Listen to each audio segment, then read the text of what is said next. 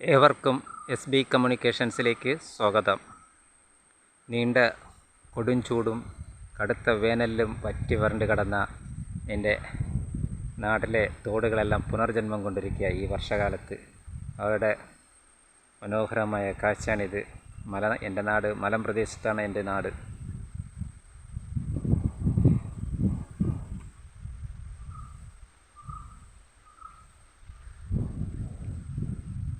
ഇങ്ങനെ വർഷകാലമായപ്പോൾ തോടുകളെല്ലാം പുനർജന്മം കൊണ്ട് തീരപ്രദേശങ്ങളെല്ലാം വളരെ മനോഹരമായ ഹരിതാഭമാക്കിക്കൊണ്ട് അവ അങ്ങനെ ഒഴുകുകയാണ്.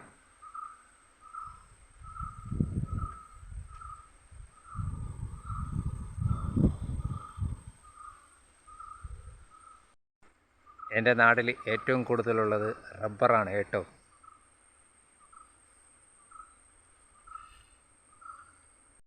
മറ്റ് പല വൃക്ഷങ്ങളൊന്നും ഇല്ല.